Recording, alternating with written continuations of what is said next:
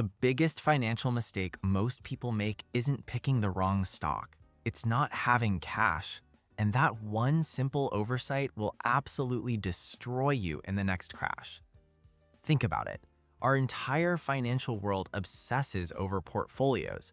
We talk about index funds, real estate, crypto, credit scores. We optimize, we rebalance, we chase returns. But almost nobody talks about the raw, untamed power of having actual cash. Real money, sitting there, accessible in an instant. No phone calls, no approvals, no selling your assets at a loss, no waiting 3 business days for a transfer to clear. And the mistake of not having it? It's an invisible error. It doesn't show up on your monthly statement. It only reveals itself when the world gets chaotic. And as we all know, the world always, eventually gets chaotic. Today, I'm going to break down 3 reasons why cash is the most underrated financial weapon you can possibly own. We'll explore why the people who quietly build serious, lasting wealth almost always hold more cold, hard cash than you think. And the 3rd reason I'm going to share, it completely changes how you experience money, risk, and freedom itself. Let's start with the first one. Reason number 1, cash turns crashes into hunting season. We've all heard that famous Warren Buffett quote, "Be greedy when others are fearful."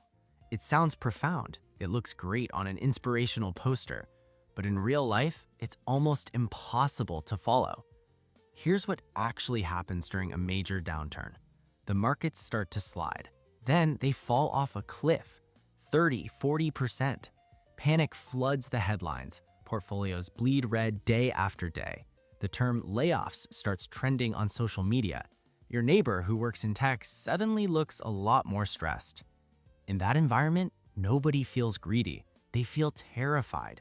Why? Because all their money is already in the game. They're fully invested. They're watching their net worth, their retirement, their kids' college fund shrink in real time. They're not thinking about buying, they're thinking about how to stop the bleeding. And here is the part that nobody ever wants to admit. You cannot take advantage of a crash if all of your money is crashing too. That's not a strategy, that's just being a passenger on a falling elevator. You are stuck. But the person with significant cash reserves, they experience a crash in a completely different way. For them, the world isn't ending, it's opening up. They become a hunter in a target-rich environment. While everyone else is panic selling, they're shopping. They're buying shares of incredible, solid companies at a 50% discount. They're funding promising businesses that the banks in their own panic suddenly won't touch. They're looking at real estate, maybe that beautiful downtown condo that was out of reach 6 months ago, and now the seller needs liquidity, fast. This isn't some fantasy. It happened in 2008. It happened again in the flash crash of 2020, and it will absolutely happen again. When it does, one group of people will be glued to their screens in a state of panic. The other group will be calmly making a shopping list. But the real advantage of cash here isn't just financial, it's psychological, which brings me to reason number 2. Reason number 2, cash gives you walk-away power. Let me ask you a direct question.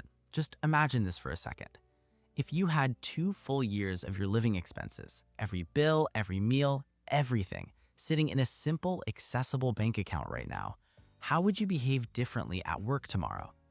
Think about that toxic boss, the one who sends emails at 10 p.m. A little less scary, right? That company that just went through another round of restructuring, a little less threatening. That difficult client who keeps pushing boundaries and demanding the impossible. Suddenly, their demands are a lot more negotiable. This is what I call walk-away power, and it changes everything. Most people aren't stuck in jobs they dislike or situations they can't stand because they lack intelligence or skill.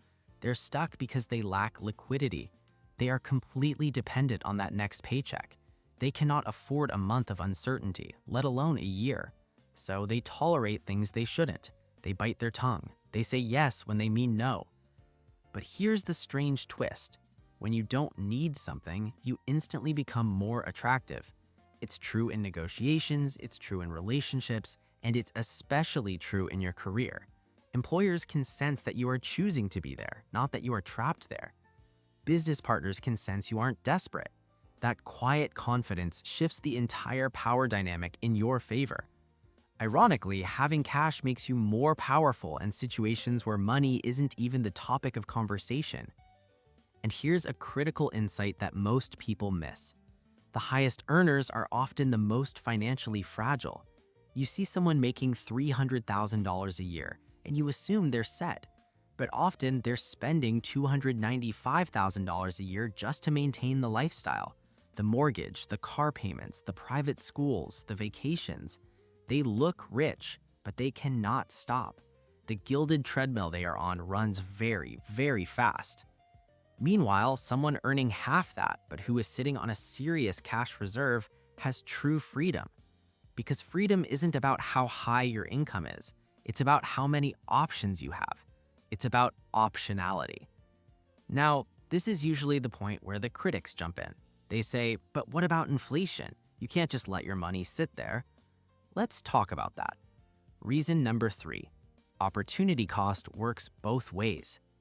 You've heard the slogans 1,000 times. Cash is trash. Inflation is a silent tax that eats your money. You have to stay fully invested at all times. It all sounds very smart, very sophisticated, but it's an incomplete picture. Yes, it is absolutely true that if you hold $100,000 in cash during a year with 3% inflation, you lose about $3,000 in purchasing power. That's a real loss. It stings. But now let's flip the equation and look at the other side of the opportunity cost ledger. Consider scenario 1. You're fully invested. You follow the advice to a T. The markets drop 30%. At the same time, your company announces layoffs and you lose your job. You need $30,000 immediately to cover your bills. To get that cash, you have to sell your investments right into the teeth of the downturn. You are forced to lock in your losses at the worst possible moment. That $30,000 you sold might have been worth $120,000 5 years ago if you'd been able to leave it alone. That loss, that massive opportunity cost, doesn't show up on any inflation chart. Now, consider scenario 2. You hold significant cash. The markets crash. While others are panicking, you deploy $50,000 into high-quality assets that are now on sale at a 40% discount. That single, decisive move could generate $20,000, $30,000, maybe $50,000 in upside over the next few years. So you have to ask yourself, which opportunity cost is larger? The slow, predictable, visible loss from inflation, or the invisible, catastrophic cost of not having cash when the world goes on sale? And there's an even deeper layer here. Cash allows for patience. When you have liquidity, you don't panic sell. You don't chase hype because you're afraid of missing out. You don't make emotional decisions because you feel cornered. You can simply wait. You can wait for the right opportunity, the perfect pitch. And in the world of investing, patience is a massively undervalued superpower. Let me tell you a quick story that proves this. I know someone who, for years, kept roughly $200,000 in cash. His friends, all savvy investors, openly mocked him. They'd show him spreadsheets and charts. Do you have any idea what that would have made in an S&P 500 index fund? They'd ask. To them, his cash was lazy, stupid money. Then March 2020 happened. The world shut down. Markets dropped over 30% in just a few weeks. His friends were drowning in stress, watching their retirement accounts crater, worrying about their jobs. He was calm, not because he's a stone-cold investing genius or because he enjoyed the chaos, but simply because he had options. He bought his favorite stocks at a huge discount. He acquired a small commercial property for 40% below its market value from a seller who needed liquidity, fast. He funded a struggling local business that today has become his single most profitable investment. 5 years later, that lazy cash position was the foundation for over $800,000 in assets. But more importantly, he never experienced a moment of panic. That psychological stability, the ability to sleep at night during a global crisis, was priceless. Now, here's the part most financial advice skips. The financial industry benefits when your money is invested. They earn fees when you're fully deployed in the market. They don't earn fees when your money is sitting in your bank account. I'm not saying don't invest. Of course you should invest. I'm saying the right balance is different than what you've been told. Having 3 to 6 months of expenses saved, that's not a strategy, that's survival money. That's the buffer to fix a broken car. I'm talking about something more, something strategic. 1 to 2 years of expenses, plus a dedicated opportunity fund. Enough cash to allow you to act decisively when everyone else around you is frozen in fear. Because here is the uncomfortable truth. The best deals in life, in business, in investing only exist because most people don't have cash when those deals appear. Liquidity gaps create opportunity, and the next liquidity gap is not a matter of if, it's only a matter of when. So, here's the bottom line. Cash isn't dead money.